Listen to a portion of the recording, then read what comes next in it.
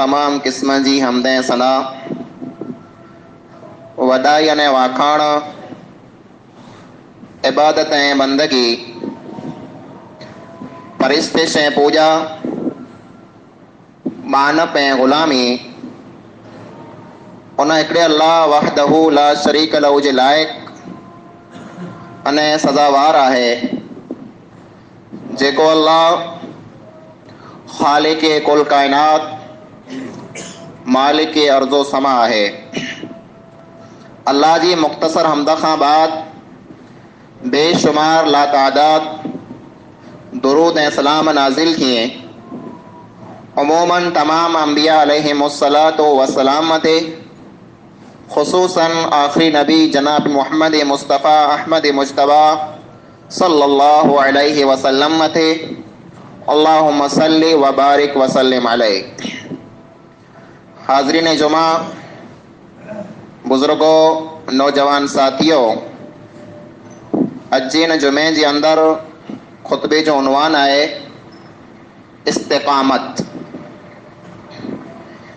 इस्तिक़ामत जो को अखर है एक अरबी अखर है। इन जो मान्या थी तो कंहिं पण वस्तु मथे कायम रहणो। जेको वस्तु हिकिड़े हंध मथे कायम हुए केॾा पण हटंदी न वे अहिड़ी वस्तु के मुस्तक़ीम चवाजे तो। इस्तिक़ामत करो है, इन जो मान्या ने मतलब करो है। ई उन्वान इतरे ला करे मुंतखब कयो है जे अहिड़ो अक्सर थिए तो जे पां में जा कई पंहिंजा मुसलमान बा कॾहिं का को ख़ासी तकरीर सुणी अचे, को माण्हू इन खे नसीहत करे ने अल्लाह इन जे दिल में जेकॾहिं ॻाल्हि विझे त ई नेक बने था, नमाज चालू कई था, मस्जिद में अचें था, पण ई किस्सो पर ने 4 ॾींहं जो खाली वे तो। जरा ईमान ताजो थियो तेरा 4-6 ॾींहं 8 ॾींहं आयासीं, नेक बनियासीं, पोइ हरा हरा वरी दीन मां हथ कढी वञूं था। यानी पां दीन मथे नेक अमल मथे कायम नथा रही सघूं। कितक अहिड़ो पां हादसो ॾिठो जे को आफ़त अची वई, को मुसीबत अची वई ओचती त इंसान भॼे तो मसीत में अचे तो। 4-6 ने 8 ॾींहं अहिड़ो नेक बने जे मलाइके खे टक्कर ॾे। पण 4 ने 8 ॾोह ॾींहं गुज़री विया, वरी केॾा जो हो केॾा वियो, न्यारे उबीरो पाके लजेज नथो। ई थींदल है। हिकिड़ो इंसान जेको दीन मथे अमल करे तो, नमाज पढ़ण चालू करे तो, नेक बने तो, पण इन नीकीअ मथे वो कायम कुला नथो रही सघे। अहिड़ो कुला थिए तो जे 4 ने 6 ॾींहं नेक बनियो, वरी नीकीअ मां हथ कढी वियो। अॼु पां इन मौलू मथे ॻाल्हि कंदासीं। मिणी खां पहिरीं ज़रूरी ये वस्तु है जे पां इस्तिक़ामत जी अहमियत समझी कनो जे दीन मथे कायम रहणो केतिरो ज़रूरी है।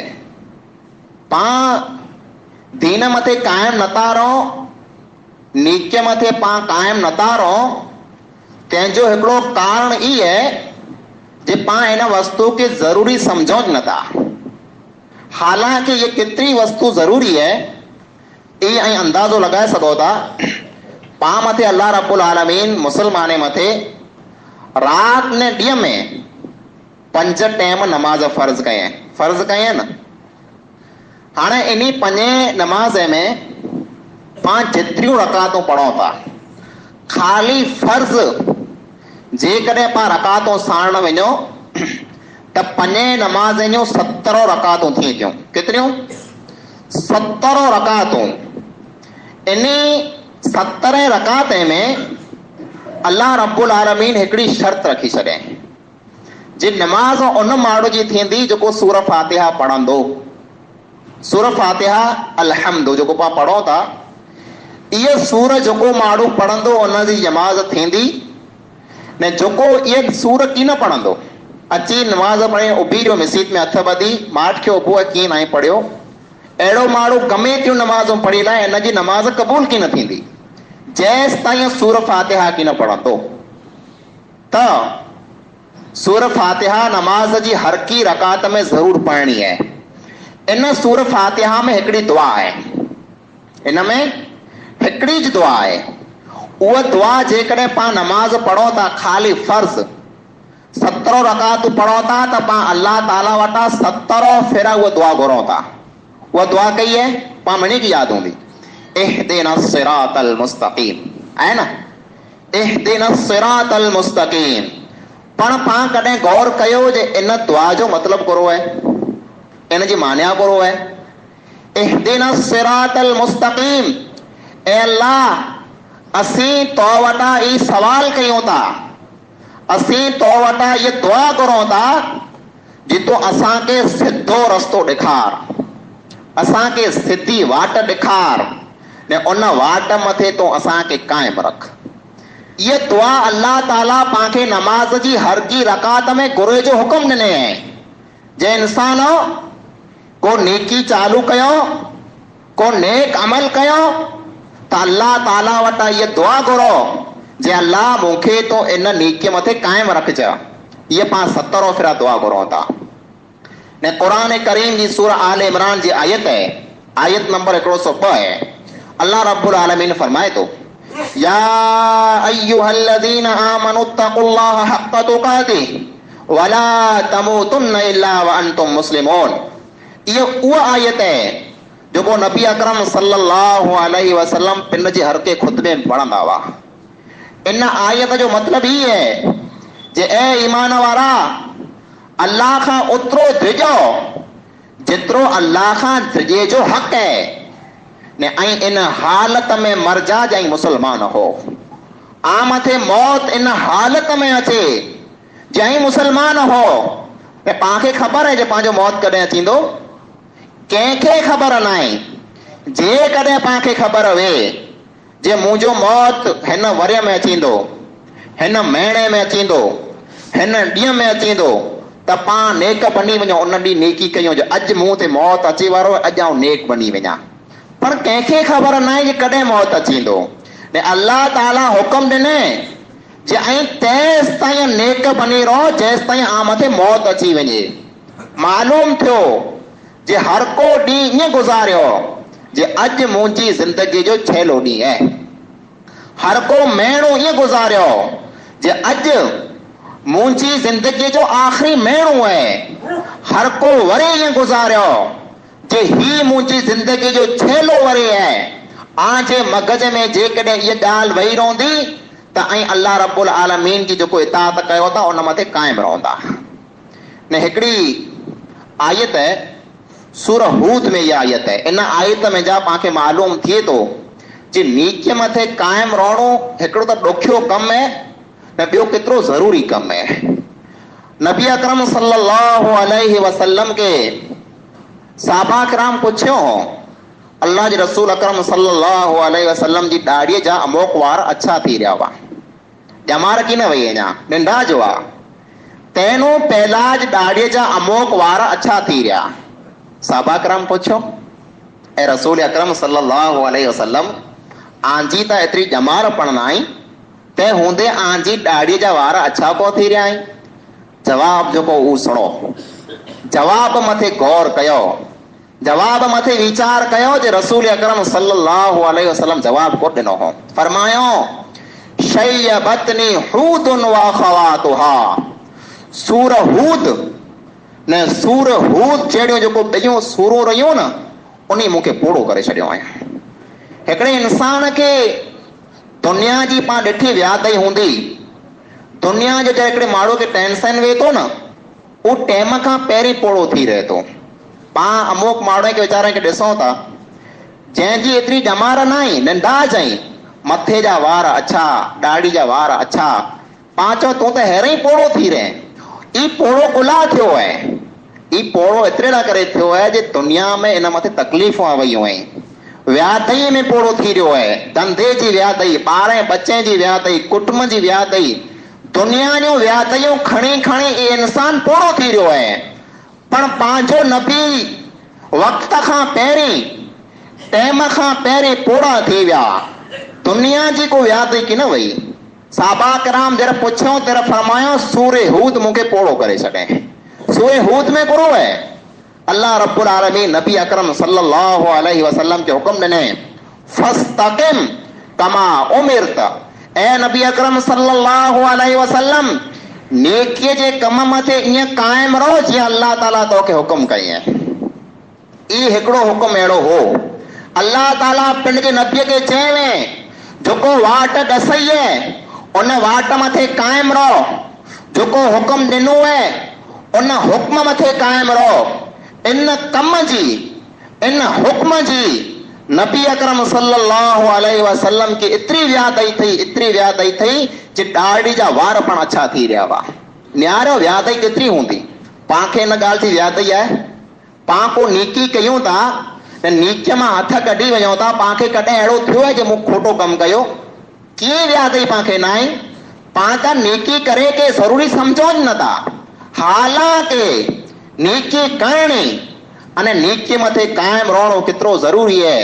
हिकिड़ो साहबी है सुफियान बिन अब्दुल्ला अस-सक़फ़ी रज़ियल्लाहु ताला अन्हु। सुफियान बिन अब्दुल्ला नबी अकरम सल्लल्लाहु अलैहि वसल्लम वटि अचनि था ऐं सवाल कयूं था, ऐं अल्लाह जा रसूल सल्लल्लाहु अलैहि वसल्लम मूंखे अहिड़ो को अमल दस्यो, मूंखे अहिड़ो को अमल दस्यो जे आ खां पुठियां ॿिए कंहिंखे पण पुछे जी ज़रूरत न रहे। उहो अमल मूंखे दस्यो, ऐं उहो हिकिड़ो अमल कयां मूला करे काफ़ी थी वञे, ऐं ॿिए कंहिंखे कीअं न पुछां। त फरमायो कुल आमनतु बिल्लाहि सुम्मा इस्तक़िम।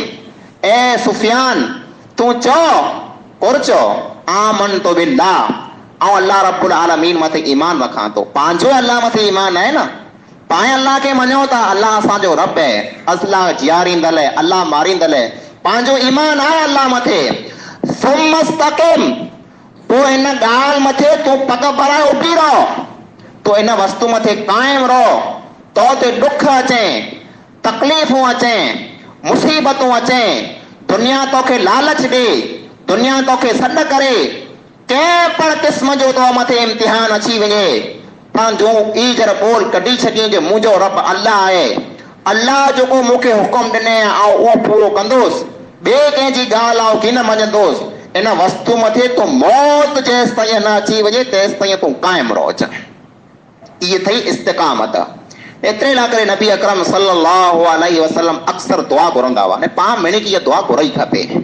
कई दुआ घुरंदा हुआ, या मुक़ल्लिबल क़ुलूब सब्बित क़ल्बी अला दीनिक। ए दिल के फेरे वारा, ए दिल के फेरे वारा, मुंहिंजी दिल के तोजे दीन मथे कायम रखजा। उम्मे सलमा रज़ी अल्लाह ताला अन्हा बयान करे थी, मूं रसूल अकरम सल्लल्लाहु अलैहि वसल्लम के पुछो, अल्लाह जे रसूल सल्लल्लाहु अलैहि वसल्लम आऊं आंखे अक्सर ॾिसां थी जहर आंखियूं न्यारियां ऐं इहे ज दुआ पढ़ो पा, या मुक़ल्लिबल क़ुलूब सब्बित क़ल्बी अला दीनिक जो कान पूरो आहे। त उम्मे सलमा रज़ी अल्लाह ताला अन्हा जेको नबी जी घर वारी आहे, उनखे नबी अकरम सल्लल्लाहु अलैहि वसल्लम जवाब ॾिनो हो, ऐं उम्मे सलमा ये जेको इंसान जी दिल है ना, इंसान जी जेको दिल है ये अल्लाह जी ॿी आंगुरी जे विच में रखियल है। इंसान जी दिल अल्लाह जी ॿी आंगुरी जे विच में रखियल है। अल्लाह ताला खपे एॾा इंसान जी दिल खे फेरे छॾे थो। हिकिड़ी वस्तु जेकॾहिं पंहिंजे आंगुरी जे विच में वे, पाण हीअं कयूं त हिन पासे थी वञे न, हीअं कयूं त हिन पासे थी वञे थी न। ईअं ज हिकिड़े इंसान जी दिल खे अल्लाह रब्बुल आलमीन हीअं फेरे पियो। कॾहिं का इंसान नेक बने थो, कॾहिं का इंसान गुनहगार बने थो। मालूम थिए तो अल्लाह ताला उन इंसान जी दिल के फेरे पियो। एतिरे लाइ करे आऊं ये दुआ घुरां तो, अल्लाह मुंहिंजी दिल के केॾा फेर जना, जेको दीन मथे आहे हिते ज कायम रखजे। बस ये पाण मिणी की दुआ घुराई खपे। हाणे अहम सवाल ये है जे इस्तिकामत पाण सोई जे दीन मथे कायम रहणो केतिरो ज़रूरी है। पण सवाल ई पैदा थिए तो कि दीन मथे पाण कायम कीअं रहो। हिकिड़ो इंसान पंहिंजा कई मुसलमान भाउ हूंदा जंहिंजे दिलि में वीचार अचे थो जो आउं पण नेक बना, आउं पण नमाज़ी बना, वो नमाज़ पढ़े था, वो नेक बने था, पण थोड़ो घटि टाइम 2 ॾींहं 4 ॾींहं 6 ॾींहं 8 ॾींहं पोइ वरी नेकी छॾे ॾियनि था, वरी नमाज़ छॾे ॾियनि था।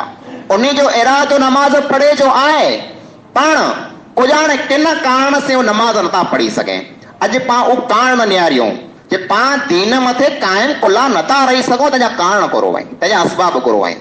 मुंहिंजा भाइरो, मिणी कथा पहली वस्तु जेको पाण खे सम्झणी आहे उहो इहा आहे जे दीन मथे कायम रहणो ज़रूरी आहे। मिणी खां पहिरीं दीन मथे कायम रहणो ज़रूरी आहे। मिसाल तरीक़े आवांखे दसियां थो, ऐं चओ था न पाण मणे चवंदा जे नेकी यार कयां थो पर मूं वटां कायम नथो रवा अचे, नमाज़ पढ़ा जे नथी करो कयां। हाणे हिकिड़े पासे नमाज़ खे रखो, हिकिड़े पासे दीन खे रखो, हिकिड़े पासे नीचे खे रखो जेको पाण नथी थिए, कॾहिं कई कॾहिं न कई। ॿिए पासे रखो पिन जी दुनिया खे, ॿिए पासे रखो पिन जे धंधे खे, ॿिए पासे रखो पिन जे कमकार खे। पाण हेतिरी ॼमार गुज़ारी आहे, पाण मां को 40 वरह जो आहे, को 60 वरह जो आहे, को 80 वरह जो आहे। पाण हेतिरी ॼमार जेको गुज़ारी आहे, मड़े धंधो करे करे वॾा थिया आहियूं, न थियासीं। हर के इंसान जो पिंड जो धंधो आहे। कायम माटे सुबुह जो जॾहिं सिज उगे थो तर जंहिं इंसान जो जेको धंधो आहे उहो इंसान हुन धंधे मथे रवानो थी वञे थो, थिए थो की नथो थिए। इंसान कॾहिं पांव ॿधी वेही रहियो आहे, मूंखे न आहे वञिणो, कुरो कयां धंधो करे, की ज़रूरत न आहे, न धंधो करणो पए थो। इंसान खे ख़बर अथई आहे जे धंधो न कंदोसि, 2 रुपया न कमाईंदोसि, सवारे ॾुखी थींदोसि, सवारे बुख अची वेंदी, सवारे तकलीफ़ अची वेंदी। एतिरे मूंखे कमाइणो पए थो। कॾहिं के इंसान थकियल वे, कॾहिं के इंसान मांदो वे, कॾहिं के इंसान बेज़ार वे, पण जॾहिं सुबुह जो सिज उगे तर रवानो थी वञे धंधे ते वञा, न वियो त सांझ जो मुंहिंजा बच्चा अटो कोड़ो खाईंदा। पाण लाइ करे ज़रूरी आहे न, धंधो पाण खे करणो पए थो, ज़रूरी आहे। जेकॾहिं पाण धंधो न कयो पाण मथे सांझ जो बुख अची वञे। मुंहिंजा भाइरो, जेकॾहिं दुनिया जो धंधो पाण छॾे ॾियूं त दुनिया में पाण मथे ॾुख अचनि था, दुनिया में पाण मथे बुख अचे थी, दुनिया में पाण मथे तकलीफ़ूं अचनि थियूं। पण ईअं जो हिकिड़ो ॾींहुं पाण मथे अहिड़ो अचे वारो आहे कि जंहिं दुनिया में पाण खे बुखूं अचनि थियूं, जंहिं दुनिया में पाण मथे ॾुख अचनि था, जंहिं दुनिया में पाण मथे तकलीफ़ूं अचनि थियूं, इन मिणी तकलीफ़ खे छॾे, इन मिणी ॾुखे खे छॾे, इन मिणी बुखे खे छॾे पाण अखी पूरे न हिकिड़े अहिड़े जहान के साम्हूं रवाना थी वेंदासीं जंहिं जहान में पाण वारो पैसो ने पाण वारी मिल्कत नथी हले। पाण ड्रिजूं था न, पैसा भेरा करे लाहिया, सवारे ॾुखियो टाइम अचींदो मूंखे कमु अचींदा, 2 रुपया बचाए लाहिया, सवारे ॿार बच्चा बीमार थिए त मूंखे कमु अचे। ॾुखे टाइम लाइ करे, ॾुखे वक़्त लाइ करे, मुश्किल टाइम लाइ करे पाण पैसो भेरो कयूं था जो मूंखे ॾुखे टाइम में कमु अचे। अड़े दुनिया जा ॾुख गमे एतिरा ॾुख हुए, दुनिया जो तकलीफ़ूं गमे थियूं तकलीफ़ूं हुए, पाण उन तकलीफ़ खे पाण कुला भुली विया आहियूं जेको कारी अंधारी कब्र में पाण खे थिए वारी आहे। उहा कब्र जंहिं मथे नबी अकरम सल्लल्लाहु अलैहि वसल्लम जरा अचींदा हुआ तर चवंदा हुआ आम जा को आहे जेको हिन घर लाइ करे तयारी करे लाए, आम जा को आहे जेको हिन मंज़िल लाइ करे तयारी करे लाए। ने उस्मान गनी रज़ी अल्लाह ताला अन्हु जर कब्र मथे अचींदा हुआ तर एतिरो रुअंदा हुआ, एतिरो रुअंदा हुआ, ॾाढी पुसी पवंदी वई, नेठ पटपण पुसी पवंदो हो। साहबा किराम पुछंदा हुआ उस्मान कब्र मथे अची करे एॾो कुला रुए थो, तेरा चवंदा हुआ मूं मुंहिंजे नबी अकरम सल्लल्लाहु अलैहि वसल्लम वटां सो आहे। कब्र जेको आहे आख़िरत जी पहली मंज़िल आहे, जंहिं लाइ करे इहा आसान थी वई उन लाइ करे अॻिलियूं मंज़िलूं पर आसान थी वेंदियूं, जंहिं लाइ करे इहा मुश्किल थी वई उन लाइ करे अॻिलियूं मंज़िलूं पर मुश्किल थी वेंदियूं। इते कब्र मथे अची करे रुआं थो। पाण कॾहिं वीचार कयो आहे जे दुनिया जी बीमारीअ लाइ करे, दुनिया जी तकलीफ़ लाइ करे, दुनिया जी मुसीबत लाइ करे ऐं पैसा भेरा कयां पियो ऐं दौलत बीरी कयां पियो जे ॾुखे कम में मूंखे कमु अचे, पाण कॾहिं वीचार कयो आहे मिणी कथा वॾो दुख, मिणी कथा वॾी मुसीबत, मिणी कथा वॾी तकलीफ़ पाण खे क़बर में अचे वारी आहे। जंहिं क़बर में को पखो न आहे, जंहिं क़बर में को लाइट न आहे, जंहिं क़बर में को दरवाज़ो न आहे, जंहिं क़बर में को पण ॿारी न आहे, पाण हिते वेठा आहियूं पखे हेठि थधी छांव में, पाण वटि गर्मी सहन नथी थिए। वीचारियो उन क़बर जे बारे में जंहिंमें पाण मिणी खे वञिणो आहे। उते पाण खे को कमु थींदो, पंहिंजो पैसो, पंहिंजी मिल्कत, पंहिंजी दौलत, को वस्तु पाण खे कमु की न अचींदी। जेको वस्तु पाण खे कमु अचींदी उहे पंहिंजा नेक अमल हूंदा। जंहिं अमल खे पाण रांदीको सम्झूं था, जंहिं अमल खे पाण हिकिड़ो ठामड़ो सम्झूं था, ठामड़ा ॿारड़ा गिनी अचे न, 2-4 ॾींहं शौक़ में फिरी रांदि रमे, चौथी ॾींहं चोरे ने फिराए छॾी। अरे पाण दीन खे ठामड़ो बनाए छॾियो आहे, पाण दीन खे रमकड़ो बनाए छॾियो आहे। 4 ॾींहं दीन मथे आयासीं, चौथे ॾींहं उन ठामड़े खे चोरे ने पाण फिराए छॾियो आहे। दीन जी पंहिंजी नज़र में कीअं पण क़ीमत न आहे, कीअं वैल्यू न आहे। जेसि ताईं पाण दीन खे सम्झंदासीं की न, तेसि ताईं पाण कॾहिं पण नेक बनी की न सघंदासीं, ने नेक मथे कायम कीअं रही सघंदासीं। एतिरे पहलो पैगाम ई है, पहलो मैसेज ई है, पहलो आम मिणी के मुंहिंजी तरफ से संदेश ई है कि जिन दुनिया के धंधे के जरूरी समझो था, दुनिया के पैसे के जरूरी समझो था, इया नीचे के पण जरूरी समझो। जे हिकिड़ो ॾींहुं मूं मथे अहिड़ो अचे वारो आहे, मुंहिंजो कुटुंब, मुंहिंजो कबीलो, मुंहिंजा ॿार बच्चा, मुंहिंजी मिल्कत, मुंहिंजो माल, मुंहिंजो औलाद, मुंहिंजी हर की वस्तु छॾे ऐं हिकिड़ो हिकिड़ो रवानो थी वेंदुसि। उन ॾींहुं मूंखे उहा वस्तु कमु अचींदी जंहिं वस्तु जो मूं कीअं बंदोबस्तु न कयो। उहो अमल मूंखे कमु अचींदो जंहिं अमल में आउं ज़ीरो बणियो वेठो आहियां। ज़ीरो मूं वटि हिकिड़ो अमल पण न आहे। जेकॾहिं इहा सोच बनाईंदा, पंहिंजा अमल करे इहो शौक़ु पैदा थींदो, दीन मथे क़ाइमु रहंदा। ॿियो जेको आहे सबब न कारण, जे पाण नेकी चालू कयूं था पर नेकीअ मथे पाण क़ाइमु नथा रही सघूं। इन जो ॿियो कारण ई आहे कि नेकीअ जा केॾा वॾा फ़ाइदा आहिनि इहे पाण खे ख़बर न आहे।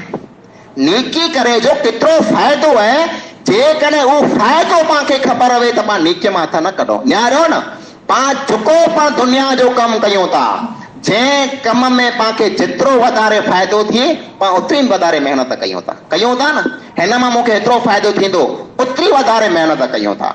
मुंहिंजा भाइरो, दुनिया जे धंधे में जेकॾहिं वधारे फ़ाइदो थिए थो त पाण 2-4 कलाक वधारे महिनत कयूं था।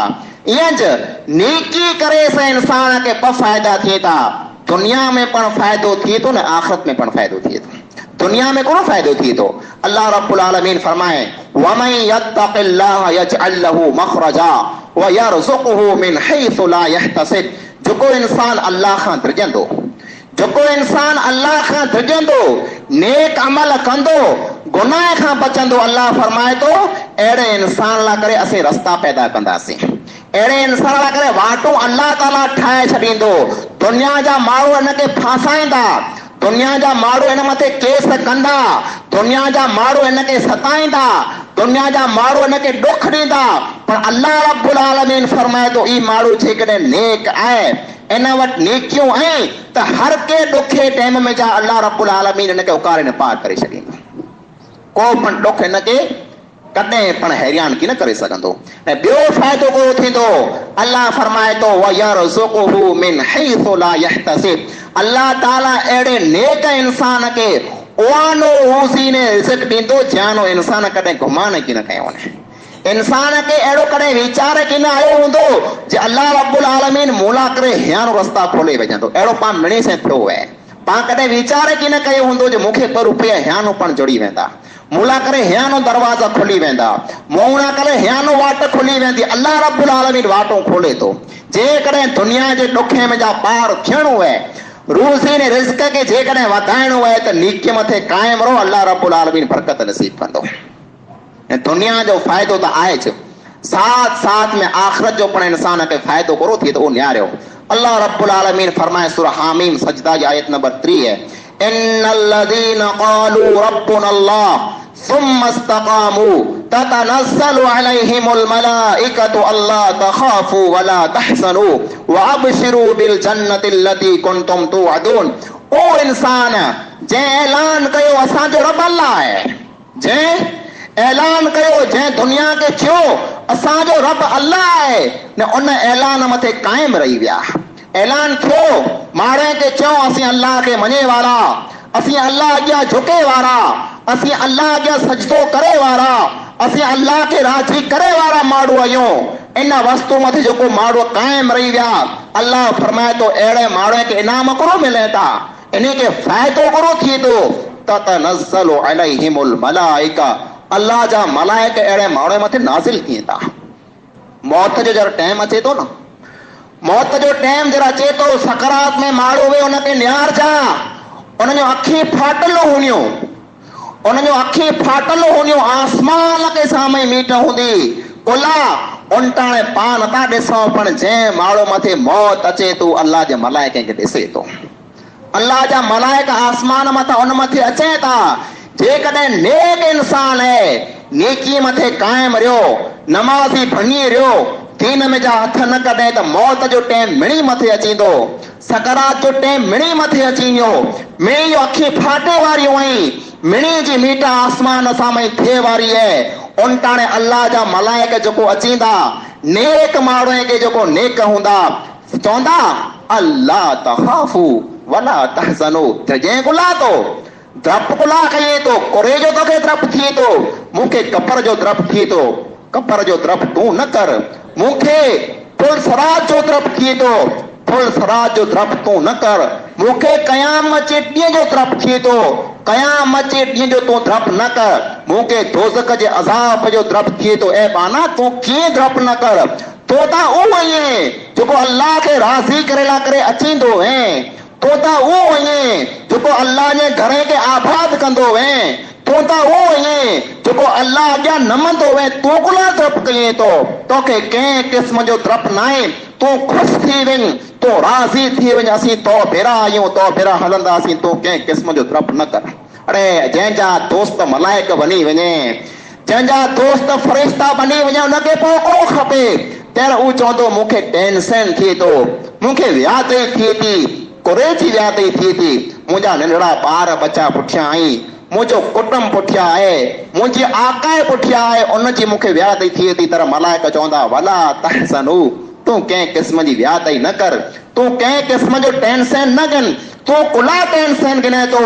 वअबशिरू बिल जन्नति लती कुंतुम तुअदून. अरे तौला करे त उन जन्नत जी ख़ुशख़बरी आहे, जंहिं जन्नत जा तोसे वाइदा थींदा हुआ, जंहिं जन्नत जी उमेद रखे, जंहिं जन्नत जी तमा रखे, जंहिं जन्नत लाइ करे तो अमल कये, उहा जन्नत तौला करे तयार ठही न पई आहे. इंसान तूं बिस्मिल्लाह करे न हलियो हल. एतिरे लाइ करे नबी अकरम सल्लल्लाहु अलैहि वसल्लम फरमायो, हिकिड़ो नेक इंसान जर उन मथे मौत जो टाइम अचे थो, जर जनाज़ो तयार थिए थो, माण्हू खणी ने रवानो थिए था, तर उहो जनाज़ो पूरो चए थो जल्दी हलो मुंहिंजे मक़ाम मथे मूंखे पुॼायो, जल्दी कोठे हलो मुंहिंजे घर मथे मूंखे पुॼायो. ऐं मुसाफ़िर होसि दुनिया जो, दुनिया में मूं ढिग ॾुख ॾिठा आहिनि, दुनिया में मूं ढिग तकलीफ़ूं ॾिठियूं आहिनि, दुनिया में मूं कई इम्तिहान पार कया आहिनि, मूं सॼी दुनिया खे नाराज़ कयो, मूं मुंहिंजे दोस्ते मां हथ कढिया, मूं मिणी खे भुली करे अल्लाह रब्बुल आलमीन खे यादि कयो. माण्हू चयो तूं हीअं कर, मूं उहो कयो जीअं मुंहिंजे रब मूंखे चयवे. हाणे मुंहिंजो इम्तिहान, मुंहिंजो आज़माइशूं, मुंहिंजो तकलीफ़ूं, मुंहिंजा ॾुख मड़े पूरा थी विया, मुंहिंजो सफ़र पूरो थी वियो, मुंहिंजी दुनिया पूरी थी वई. हाणे आउं मुंहिंजे उन असल घर मथे वञा थो, जंहिं घर लाइ करे मूं उजाता कया, जंहिं घर लाइ करे मूं रुकू कया, जंहिं घर लाइ करे मूं सजदा कया, जंहिं घर लाइ करे आउं अल्लाह ताला वटि रुनो हुयां, आउं उन घर के साम्हूं वञा थो. ऐं मुंहिंजा भाइरो, ऐं मुंहिंजा कांधीअ जेको आया आहियो, आके दरख़्वास्त कयां थो, मूंखे झपाटो खणी उन घर मथे पुॼायो. जन्नत मुंहिंजी वाट निहारे पई, अल्लाह जो नेमतूं मुंहिंजो वाटो निहारे पयूं, ऐं झपाटो उते पुॼी वञा, ऐं उन घर में दाख़िल थी वञा. नेक माण्हूअ खे ख़ुशी थिए थी ऐं क़ब्रस्तान मथे वञा. पर हिकिड़ो अहिड़ो इंसान जंहिं वटि कीअं अमल न आहे, जंहिं वटि की नेकी न आहे उनखे जरा माण्हू खणी ने रवानो थी था ત્યારે चए थो हाय मूंखे केॾा खणिया वञो अड़े मूंखे केॾा खणिया वञो हरा हलो रे हरा हलो आउं त तबाह थी वियुसि आउं त बर्बाद थी वियुसि जंहिं धंधे लाइ करे जंहिं दुनिया लाइ करे जंहिं ॿारहें बचे लाइ करे आउं मुंहिंजे क़बर खे भुली वियुसि केॾा मूंखे खणिया वञो मूं त कीअं बंदोबस्त न आहे कयो मूं कीअं नेकी न आहे कई मूं को ख़ासो अमल न आहे कयो ऐं अलाह खे मौक़ कीअं ॾेखारींदुसि भलाईअ से हरा हरा हलो भलाईअ से मूंखे न खणी वञो मुंहिंजा ॿाहिरो ई मलाइक जॾहिं अलाह रब्बुल आलमीन जा अचनि था माण्हू खणी जनाज़े खे रवानो थिए था गुनहगार इंसान ठाऊं करे थो गुनहगार इंसान फरियाद करे थो पाण पंहिंजे कने से नथा सुणो बाक़ी जेके पण मखलूक मड़े सुणे थी ही जनाज़ो कहिड़ी रणी करे पियो उहो टाइम पाण मिणी ते अचणो आहे उन टाइम में जेकॾहिं पाण खे ॿार थियणो आहे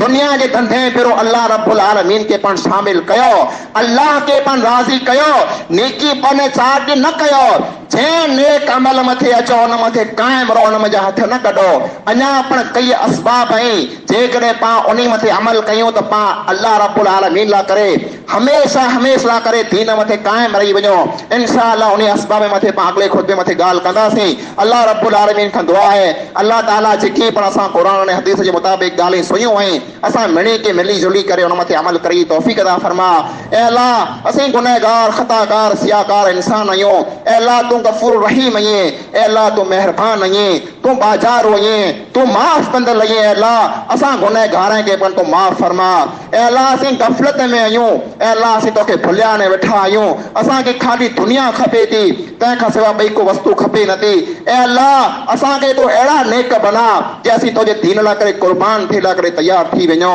ऐ अल्लाह असांजो ही आलीशान मस्जिदूं वीरान आहिनि ऐ अल्लाह तुंहिंजा घर धाऊं कयूं था ऐ अल्लाह तुंहिंजा घर सॾ कयूं था ऐ अल्लाह असीं ॿाहिरां फिरो पिया असीं घर वेठा आहियूं असीं बाज़ारी में रोलूं पिया पर अल्लाह असांजी क़िस्मत अहिड़ी फिटी आहे असांजो नसीब अहिड़ो फिटो आहे तुंहिंजे घर में असां नथा अचूं उजाणे कुला नथा अचूं ऐं अल्लाह असांखे पण 5 वक़्त नमाज़ पढ़ी तौफ़ीक़ अता फरमा ऐं अल्लाह असीं जेके पण नेक अमल चालू कयूं जेके पण नेकी असीं चालू कयूं ऐं अल्लाह उन नेकीअ मथे तूं असांखे कायम रहिजी तौफ़ीक़ अता फरमा ऐं अल्लाह जेके बीमार आहिनि उनखे शिफ़ाए कामिला आजिला अता फरमा ऐं अल्लाह जेकी मरी विया आहिनि उनजी क़ब्रनि खे तूं कुशा अता फरमा